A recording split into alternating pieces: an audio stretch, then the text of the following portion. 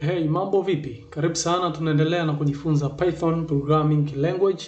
Na video hii tutakwenda kufanya mfano mmoja wa kile ambacho tumejifunza katika video iliyopita. Tuliweza kujifunza na kuoneshana ni kwa nini list tukaambiwa kuwa ni mutable, kwa sababu inaweza kubadilika hata pale ambapo tayari umeshaitengeneza.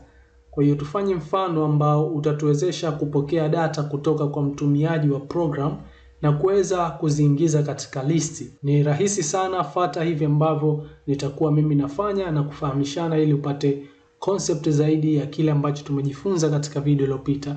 So acha tuweze kutengeneza faili nyingine hapa, na faili hii tuiite cells_list.py. Okay? Click enter. So katika programu hii kitu cha kwanza ambacho tutahitajika kukifanya ni kuweza kuweka idadi ya siku kwa ajili ya kuchukua hizo data. Kwa siku fulani alifanya mauzo kiasi fulani, siku nyingine akafanya mauzo kiasi fulani, hadi kufika idadi ya siku ambazo zipo. Kwa hiyo kuweza kufanya hivyo, wacha tu declare constant hapa na kuweza kuitumia kuhifadhia siku kwa sababu hazitobadilika. Okay?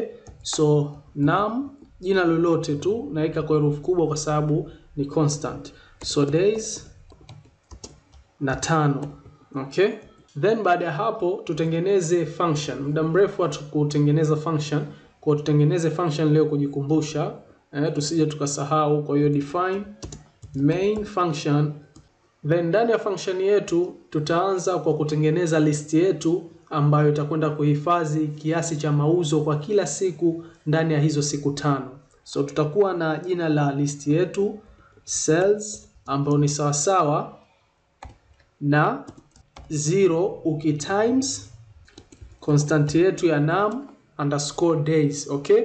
So hapa tumetengeneza list hii ambayo tumeweka value yetu ya 0 ikiwa ni element moja kwa mara ya kwanza, lakini kumbuka hapa kuna hii repetition operator ambayo tunazidisha na hii integer value ya huku ambayo ni constant, na hapa tunajua kinachoenda kutokea, maana yake hizi 0 zitaenda kujirepeat katika list yetu mara idadi ya hii num_days ambayo ni 5. Nadhani tuliona katika video iliyopita tulifanya kitu kama hiki. So hapa tumeweza kutengeneza na tayari list yetu tutakuwa nayo ambayo imebeba elementi 5 ikiwa imekusanya maziro. Baada ya kuweza kufanya hivyo, tutatengeneza na variable ya index ambayo tumekuwa tukitumia toka huko katika video zilizopita pia. Nadhani sasa unajua matumizi yake. So index sawa na 0 kwa kuanzia. Okay? Then wacha kwanza tu print ujumbe wa kuweza kumwambia aingize mauzo ya kila siku. Just ni message tu.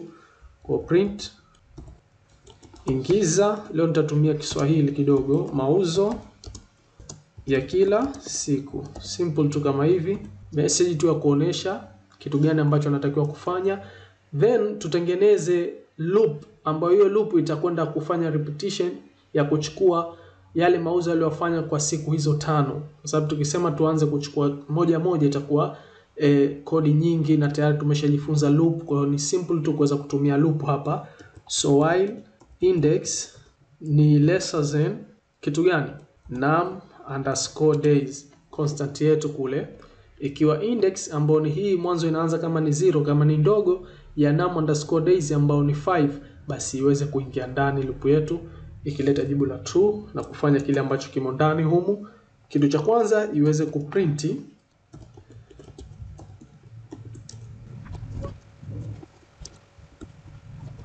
okay, nilichokiandika hapa sio kitu kigeni kwetu. Nimeandika itoa ujumbe hapa siku, nikaeka hash kama ni imo katika ujumbe nayo, ili namba itakayokuja hapa ije kudisplay baada ya kumalizikia kwa hii hash ionyeshe kuwa hii ni siku ya kwanza, ya pili, ya tatu, na nikaweka hapa index +1. Kumbuka index inaanza kama ni 0. So tumeweka index +1 kwa sababu tunahitaji ionyeshe namba 1 kwa mwanzo inavyo print. Kwa hiyo itakuwa siku 1. Utaenda kuona itakavyo display katika output. Na baada ya hapo hivi vyote tumevisoma, kuseparate kwa space and hivyo. Kwa hiyo tuende moja kwa moja ili tusiweze kuchukua muda mrefu sana katika mfano huu. Kuna mengi yanatusubiri ya kuweza kujifunza. So cells then index sawa na float input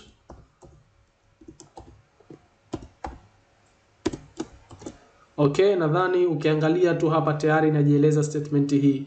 Kwa hiyo cells index ni ile ya kwanza ambayo itaingia 0, ikija mzunguko wa pili itakuwa ni 1, itakaa hapa, ikija mzunguko wa tatu itakuwa ni 2, itakwenda hivyo hivyo hadi itakapotamatisha hii loop yetu itakaposimama. So cells index ambao kwa sasa itakuwa ni 0 kwa mara ya kwanza, sawa sawa na float input. Kwa hiyo hapa umeona tunaenda kuchukua data kutoka kwa user. Yeye ndo ataingiza, unaona input function hii. So ataingiza, then itahifadhiwa katika index hiyo ambayo ipo kwa hapo, ambayo kwanza itaanza kuhifadhiwa katika index ya 0 katika hii list yetu ya cells ambayo tumeanza kuitengeneza huku juu, na baada ya hapo ikirudi tena itakuwa index 1. Kwa hiyo akiingiza tena ya pili itahifadhiwa katika index ya 1. Umeona itakwenda hivyo hivyo hadi kuweza kukamilia zile siku 5. So baada ya kuweza kuandika input, kuchukua hiyo data kutoka kwa user ili tuweze kuweka kikomo cha hii loop yetu, wacha tuweze increment. So index plus sawa na 1. Then tayari tumemaliza loop yetu. Tutoke nje ya loop na to print nini? To print sasa hizi data zetu ambazo tumezichukua kutoka kwa user na kuzihifadhi katika listi. Okay? So hizi ni, au let's say hivi ni viwango ulivyoingiza. Simple message tu kama hii. Okay? Then baada ya hapo tutaweka sasa jinsi gani viende vikatolewa hivyo viwango alivyoingiza ambavyo vimehifadhiwa katika listi. Sasa hapa kuna njia kadhaa. Kuna kuweza kuprint kimoja kimoja kwa kupitia index, lakini pia unaweza kutumia loop. Tayari tumeona huko nyuma kuna video jinsi ya kutumia for loop kuweza kutoa zile listi zako. Kama hukuweza kunielewa basi angalia hapa ninavyoitumia. So for value keyword yetu ya for, kwa sababu tunaenda kutumia for loop hapa in cells. Cells ni ile list yetu, value just ni temporary variable hapa katika hii loop yetu ambayo itaenda kuchukua kila element ndani ya hii list yetu ya cells hadi kuweza kumaliza. Then print message yetu kile itakapokuwa inaingia value. Kama kuna sehemu ambayo unakuwa hunielewi basi ni vizuri ukaniambia katika sehemu ya comment ili tukawa tunazidi kueleweshana, tunakuja na mifano mingi tofauti tofauti na concept zaidi. Usikae kimya kama kuna sehemu ambayo hujafahamu. So baada ya hapo tutaweka main, kuicall function yetu ya main ili iweze kufanywa execution pale ambapo tutakuwa tumerun. So tayari programu yetu imekamilia kama hivi. Programu inachokwenda kufanya ni kwenda kuchukua yale mauzo yaliyofanywa katika siku 5 na kuyaweka katika list na baadaye kuya print out na kumuonesha umeingiza ama viwango vilivyoingizwa ni hivi kwa hizo siku 5. Na pia una uwezo wa kutengeneza scenario ambayo itamfanya yeye user ndo aingize siku ngapi ambazo amefanya mauzo. Sio lazima iwe siku 5 kama sisi tulivyofanya hapa. Nadhani kitu hicho tayari sote tuna uwezo wa kukifanya kama umeanza na mimi toka huko mwanzo. Okay, kwa hiyo kama unataka kujaribu utajaribu wewe huko mwenyewe. So tayari hapa wacha niweze kurun. Kwa vile tunaingiza input, wacha ni run kwa kutumia new terminal huku. Simple. So nitaingia katika folder ya list, change directory, list. Okay. Ama tumeihitaji. Okay, wacha tuangalie. Tumeita sequences folder hili.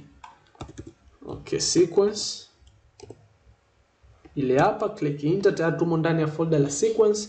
Wacha tuweze kurun file yetu ambayo tumeita cells_list. Click enter, tayari na imetoa ujumbe ingiza mauzo ya kila siku ambao ni ujumbe huu. Okay, then loop yetu inaanza kufanya kazi sasa.